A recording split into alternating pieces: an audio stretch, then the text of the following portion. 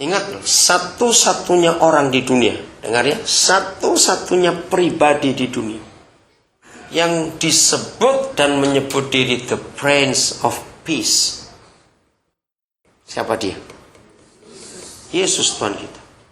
Tidak ada pribadi lain di dunia yang pernah menyebut diri dengan gelar yang seperti the Prince of Peace. Saya kagum sekali. Nah, kalau di dunia ini hanya Yesus Tuhan kita, Raja Damai, the Prince of Peace, berarti dunia tidak akan mendapat damai dari yang lain. Betul? Karena gak ada yang ngomong lagi. Karena cuma Yesus yang ngomong itu. Maka itu satu-satunya ayat dalam Alkitab yang mengatakan kapan dan mengapa kita disebut anak-anak Bapa di surga. Tolong yang bawa bahasa Inggris bacakan. Matius 5 ayat 9. Mengapa hanya ada satu ayat di Alkitab? Jangan lupa tugas saudara belum selesai. Sumber tadi belum. Oke? Belum lengkap. Mengapa di Alkitab hanya satu ayat ini saja yang memberitahukan kita kapan dan bagaimana kita disebut anak-anak Bapa di surga? Bacakan bahasa Inggrisnya. Ayo cepat salah seorang. Ih, lama sekali kayak gak ada orang aja ini. Coba bahasa Inggris cepat. Ya, oh. Amen. The peacemaker. Nah, jangan terjemahkan itu alat jantung. Lain lagi. Oke, alat pacu jantung. Memang artinya begitu. Blessed are the peacemaker, yang membawa damai. Baru mereka disebut siapa? Nah, the children of God, anak-anak Bapa di surga. Ingat sudah, kita disebut anak-anak Bapa di surga bukan karena kalung salib semeter. Oh, lu ngeri kalau semeter panjangnya. Orang lari semua lihat saudara nanti kalau pakai kalung salib semeter. Orang menyebut kita anak-anak Bapa di surga bukan karena kita kemana-mana bawa Alkitab, enggak. Orang menyebut kita anak-anak Bapa di surga bukan karena kita tiap kali ngomong keluar ayat, garuk-garuk keluar ayat. Menakutkan malah nanti. Tapi orang menyebut kita anak-anak Bapa di surga kalau membawa damai. Ingat terus, saudara sudah mengakui tadi, ternyata buat kita lebih gampang buat kerusuhan, keributan daripada buat damai. Maka itu kalau ada yang bisa ciptakan damai, itu ternyata cuma pengikut Tuhan Yesus. Katakan amin. Nah, jujur, dari pagi sampai malam ini, berapa kali buat damai, berapa kali buat keributan? Ayo belajar itu. Ya toh, gampang buat keributan, gampang. Saudara, maka itu yang biasa suka buat ribut, bertobat lagi dulu. Hidup cuma sekali kok, cari masalah aja kerjaannya. Ada tuh orang seperti itu. Nah, maka itu ayo kita belajar ini. Nah, jadi damai sejahtera itu adalah dambaan semua orang di dunia ini. Ingat loh, gampang sekali kita buat marah itu, gampang sekali. Buat orang jengkel itu gampang sekali, betul? Buat orang tersinggung itu gampang sekali. Tapi buat orang damai sejahtera itu susah. Tapi ini yang Tuhan kehendaki. Nah, di dalam Kristus Yesus, Bapa berkata, Dia adalah sumber damai sejahtera. Jadi kalau ada di antara saudara sadar, ya, betul-betul ini penting. Kalau orang itu masih sadar, betul-betul masih sadar.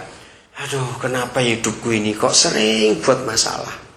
Anak-anak gak ada apa-apa, aku pukulin. Nah, pokoknya aduh. Nah, puji Tuhan kalau saudara sadar.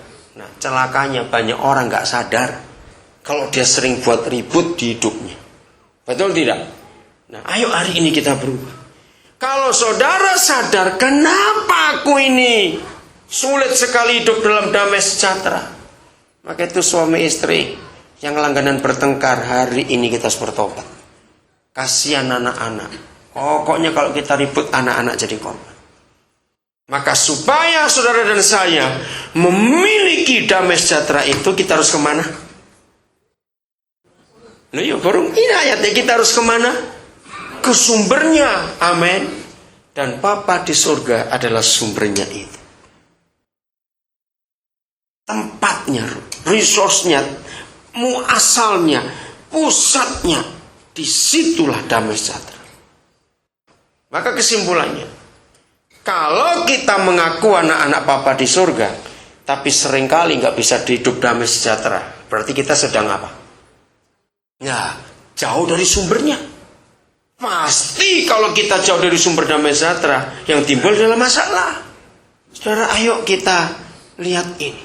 2 hari lalu, Selasa, waktu saya ke Kurong, lalu saya pas nyebrang, melewati satu ATM. Lalu nunggu lampu merah, terus ribut, ada orang ribut. Betul-betul ribut. Nah, terus saya coba ingin tahu kenapa ribut itu. Ternyata ada orang tua, entah dia lagi ngapain, mau ngambil uang atau kirim uang, tidak tahu. Namanya orang tua. Nah, ada satu orang lagi, sama lebih muda lah, tapi sudah tua juga. Itu nepuk dia, memberitahu jangan lama-lama, yang ngantri itu banyak. Ternyata orang tua ini tersinggung. Dia marah. Terus dari yang ngantri itu, saya perhatikan ada yang pro. Yang tua ini lagi antri, ada yang pro juga pada yang negur itu. Nah, terus saya renungkan di situ. Sebetulnya masalahnya besar atau kecil tadi itu?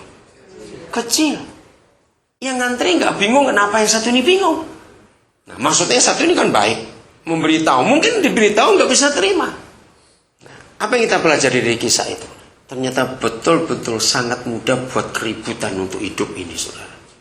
Tapi begitu susahnya buat damai sejahtera.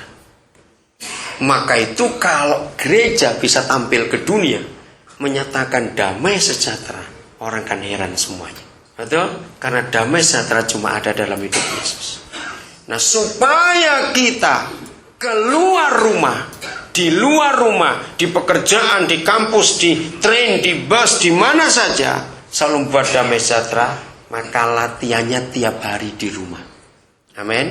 Nah, saudara temukan apa saja dan siapa saja, dengan pertanyaannya, apa saja dan siapa saja yang sering buat tidak damai sejahtera. Saudara mesti hati-hati. Jangan iblis. Enggak. Iblisnya bisa diri sendiri. Jangan suka nyalakan iblis, saudara. Iblis itu enggak perlu disalahkan, dari dulu sudah salah. Kasihan dia disalahkan terus. Amin karena itu. Nah, iblisnya itu diri kita sendiri. Maka itu ingat pernyataan ini. Saudara harus betul-betul latihan.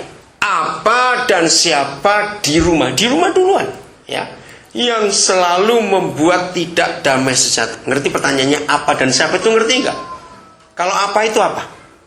Ya, kalau apa itu apa? Bukan. Karena siapapun bisa jadi masalah. Ngerti enggak? Apa itu bisa keadaan, bisa binatang peliharaan, ya, bisa sesuatu yang terjadi di sekitar kita di rumah itu. Nah, itu apa? Siapa itu orangnya? Belum lama saya dapat hikmat yang luar biasa dari tulisan.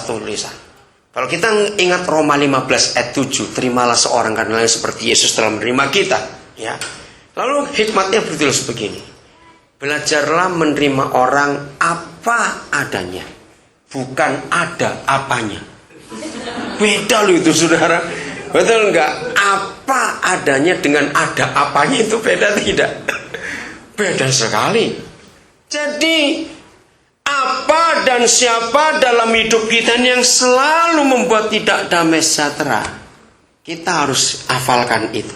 Begitu apa atau siapa ini mulai cari gara-gara, kita langsung hadapi. Ingat, dengan tenaga dan kuasa yang Yesus berikan kepada kita, kita harus taklukkan itu. Amin. Nah, kalau di rumah kita bisa latihan terus seperti itu, saudara, sungguh hidup ini tenang luar biasa. Oke, sebelum saya lanjutkan, masih 20 loh ya. Ingat ya, catat ini, cepat catat supaya nggak lupa. Ada 2, saya pakai kata apa ya? Ada 2 tempat atau 2 hal. Nanti saudara ngerti sini saya masuk. Yang kita harus hati-hati. Karena 2 hal ini, 2 tempat ini